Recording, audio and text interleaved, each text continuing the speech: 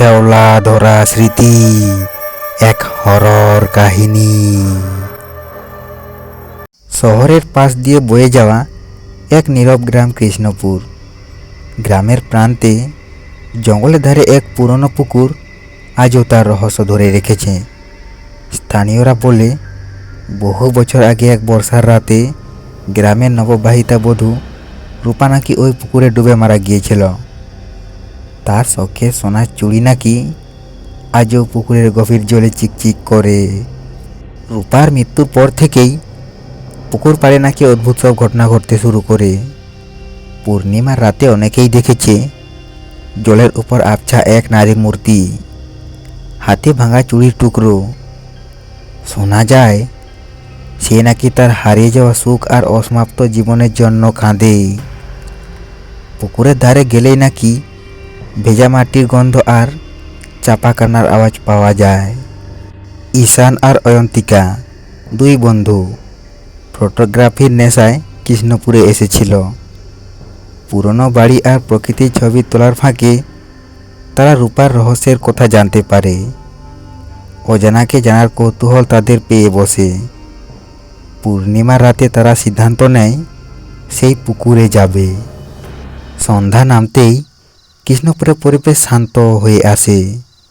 জোনাকি পোকার আলো আর ঝিঁঝি পোকার ডাক ছাড়া আর কিছুই শোনা যায় না। ঈশান আর অয়ন্তিকা টর্চলাইট হাতে সাবধানে জঙ্গলের পথে এগিয়ে গেল। পুকুরের ধারে পৌঁছে তারা দেখল চারপাশ নিস্তব্ধ। পুরনো আম গাছগুলো ভূতের মতো দাঁড়িয়ে আছে। পুকুরের কালো জল রহস্যময় দেখাচ্ছে। চাঁদের আলোয় হালকা চিকচিক করছে। হঠাৎ ঈশানের মনে হলো জলের দিক থেকে একটা ঠান্ডা বাতাস তাদের দিকে ভেসে আসছে। অয়ন্তিকা অনুভব করলো যেন কেউ তাদের দেখছে। তারা পুকুর পাড়ে কিছুক্ষণ অপেক্ষা করলো। প্রথমে কিছুই দেখা গেল না, কিন্তু কিছুক্ষণ পর জলের ঠিক মাঝখানে একটা আবছা আলো নড়তে দেখলো তারা। আলোটা ধীরে ধীরে একটি নারী মূর্তির আকার নিল। তাদের বুক ধুকপুক করতে শুরু করলো। মূর্তিটির মুখ স্পষ্ট দেখা না গেলেও তার লম্বা ভেজা চুল আর সাদা শাড়ি চাঁদের আলো চিকচিক করছিল। মনে হচ্ছিল সে জলের উপর ভেসে আছে। ঠিক তখনই তারা শুনতে পেল এক চাপা কান্নার আওয়াজ। কান্নাটা এত করুণ ছিল যে তাদের শরীর হিম হয়ে গেল। মনে হচ্ছিল কোনো গভীর কষ্ট যেন জলের তলা থেকে উঠে আসছে। অয়ন্তিকা ভয়ে ঈশানের হাত ধরল। ঈশান তার ক্যামেরার শাটারটা টিপতে সাহস করল না, যেন কোনো অদৃশ্য শক্তি তাকে বাধা দিচ্ছে। নারী মূর্তিটি ধীরে ধীরে তাদের দিকে হাত বাড়ালো। তার হাতে কিছু একটা চিকচিক করছে, সম্ভবত সেই সোনার চুড়ি। ঈশানের মনে হলো মূর্তিটি যেন তাদের কিছু বলতে চাইছে। সে সাহস করে এগিয়ে যেতে চাইল, কিন্তু অয়ন্তিকা তাকে টেনে ধরল। ঠিক সেই মুহূর্তে পুকুরের জলে একটা মৃদু উঠে উঠল।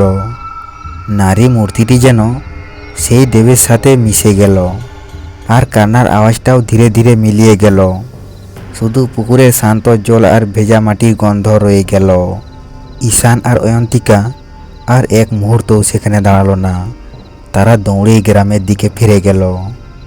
পরের দিন সকালে তারা আবার পুকুর পাড়ে গিয়েছিল, কিন্তু সেখানে অস্বাভাবিক কিছুই দেখতে পেল না। শান্ত পুকুর আর তার পাড়ে পুরনো গাছপালা।